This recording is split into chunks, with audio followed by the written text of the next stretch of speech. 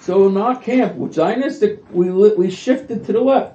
Okay, I was too young to know what that was about. So this JDL that gets up, he's talking to a crowd like this, and the head of the camp is sitting right here, and the head of the camp is listening to him, and he's talking about Jabotinsky. And he's saying that in 1948, June of 1948, the ship called Altalena sails into the Tel Aviv harbor with ammunition that was going for the Irgun. Menachem Begin went onto the ship. Ben Gurion, this says, and Ben Gurion gives the order to shoot down, to sink the Altalena. Yitzhak Rabin follows the order. The ship is sunk. 16 Jewish soldiers are killed. I'm listening to this and I'm saying, what the heck is he talking about? I went to yeshiva all my life. I learned about Israel all my life. I go to an Israeli camp, and he's telling me there was a civil war going on in Israel. They never told us that. What's that about? Now, everyone's kind of looking, what's really? The head of the camp, the Shlomo Schulziger, who was this Israeli, he was German, very proper. He gets very excited, and he stands up and he goes, "C'est lo emet! The lo emet!" That's all this guy had to hear. He takes a book like this. Zekenamet. Now we're all getting excited. What's going on here? Dr. Schulziger, as he was known, has a brother sitting in the back. And he says to him, stands up, and he's shaking. Now he's like a 65-year-old man. He's shaking. And his brother stands up and says, Teishev Shlomo, sit down, Shlomo, Zekenamet. It is true. And we all sat there, and he said, wow, what was that about? It's true. That's true of our history. But what we don't say is what happened next. The next thing is Menachem Begin, the head of the Irgun. You know what he says? Put down your guns. We join the government. It ends right here. He uses the words that if you go to the Tayelet on Tel Aviv, across from the Don Hotel, you'll see the marker. It only took him 30 years to put the marker up, but there's a marker there with all 16 soldiers' names. And he said the words of Menachem Begin, Milchemet Achim Li'olam Lo. A civil war, a war of brothers, will never happen. Can never happen. By Menachem Begin taking that and creating an automatic achdus of when you have a machlokes and you have a right to make a machlokes and a right to take revenge, you say, no. There's a bigger picture here. We have our country. We have what's going on. We stop it right here. He stopped it, and the Negev bloomed. He stopped it, and for some reason, every internet company feels they have to be in Israel. For some reason, when we had the COVID, how many of you people heard the line, we're waiting for Israel. Israel's going to come up with a vaccine. When Israel gets it, we'll be fine. What gave us that so-called confidence? The only thing I could say, a lot of times when we have people come to the shtibel downstairs, you have different type of people looking for different organizations. A lot of Hasidim, some with Kippas Rugot, different, every type of Jew. And I ask them one thing. Tomorrow night you're going to be going back to Eretz Yisrael. You're going to see each other in the airport. Do me a favor.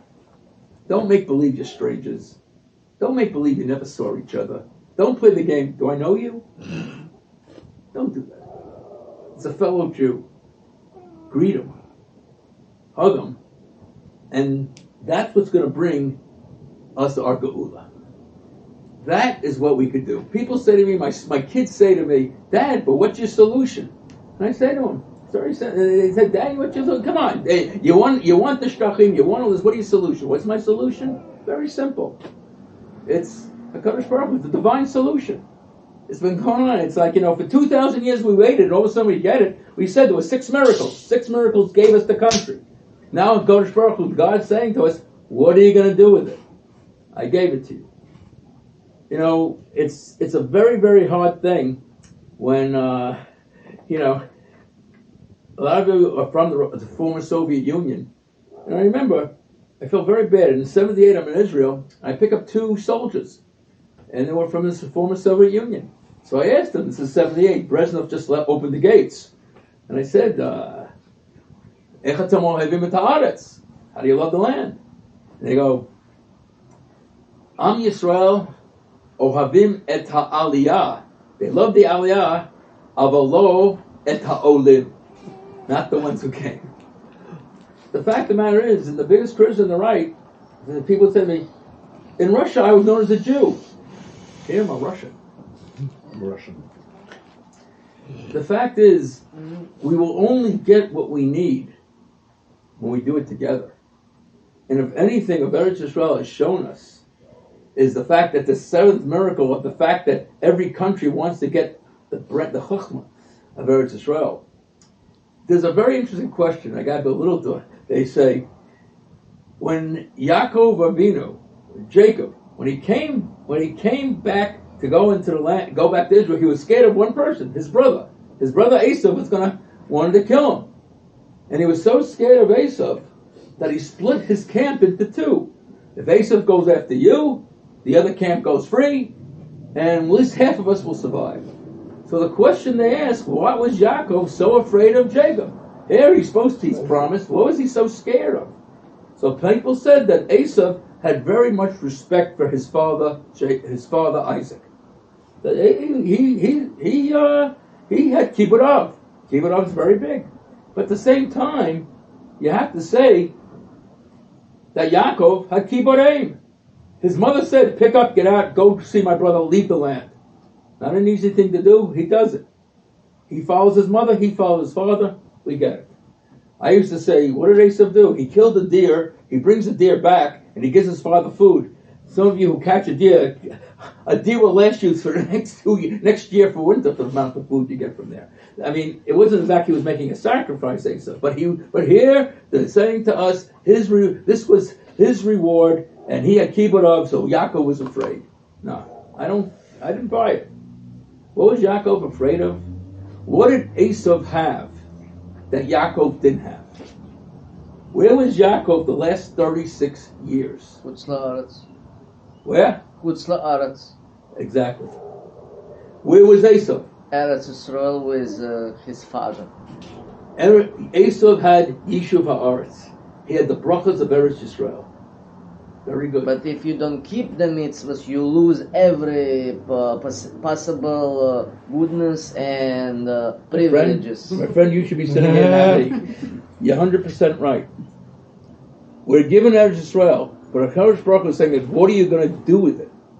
How are you going to... You got it. Now, what are you going to do with it? And the only way we're going to do something with it is Achdus Ha'am. To get back to that feeling of 67. You know, in 67, I love the phrase we had, because you got to understand the amount of money that was coming out to give tzedakah to the country. They had a phrase, I don't know if you guys remember this, give until it hurts. And if it doesn't hurt, you haven't given enough. And you felt it. You felt it. Robert McNamara wrote a book about the Vietnam War in 67, and he has a paragraph about the 6-Day War. And he explains it away. We all knew that Israel was going to take apart the Arabs. We knew that was a fait accompli. And I remember reading it and said, I didn't know that. No one else knew that. We had a fear that we could lose it. My fear is that we're the generation... I hate to be the generation that lost Eretz Yisrael. And the only way we could stop that is, really, when you walk in the street this week and you see someone on Shabbos, you say good Shabbos to him. Only in New York City, when you say good Shabbos, the guy looks at you, what are you, crazy? You don't talk to people. You don't say good Shabbos. You don't do that. Make the world a little smaller in our sphere. And we will live to see miracles. The Eretz Yisrael is like you go there, and there's just like something about it, atababayit. Yeah. I will tell you, a gentleman in my office, Mr. Aaron Miller, he wanted to move to Israel. And he wants us to work. So he goes back and forth. Great. And thank God it's been very successful for him, very successful for us. And Aaron's making a wedding. He's making a wedding next week. This wedding, as I say, there's another manager in our office. Her name is Donna Lagruccio. No, she's not Jewish, you're saying. It's an Italian name. And she says to me once, my grandmother was Jewish. I go, really? Was that your mother's mother? She goes, yeah. So your mother's mother was Jewish. I got a news flash for you. You're Jewish. Oh, no, I'm not Jewish. I do this and all that. I'm not Jewish. No, you're Jewish. No. I go, the only way I could explain it to you, that 70 years ago, we were in Europe, we'd be going to camp together on the trains. And it wouldn't be summer camp. It's that simple. She looks at me like this. So Aaron's making a wedding 3 years ago, and I had this brilliant idea. I wanted to know, is a thing called the Pintele Yid. Every one of us has that little spark. Now here's this third generation of having no practice. I was doing my social experiment. I was going to take Miss Donna Lagruccio and her husband to Eretz Yisrael. I just wanted to see, when they come off to go to this wedding, I wanted to see, do I have the Pintele Yid? Yeah. So I had to do this. I had to invite all the managers to go to Eretz Yisrael. I don't want to single her out.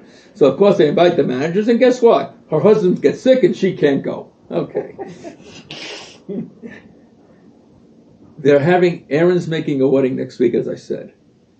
And I said to Donna, this time you're going again. She still works for you. She still works for me. That's an accomplishment. That is an accomplishment. She's been with me for 27 years. And I said, you're going this time. Next year we'll talk. We'll be in Yerushalayim together. I'll let you know what happened. Chag Sameach.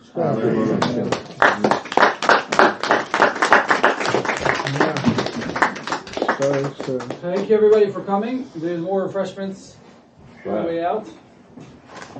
And I want to have a Israel.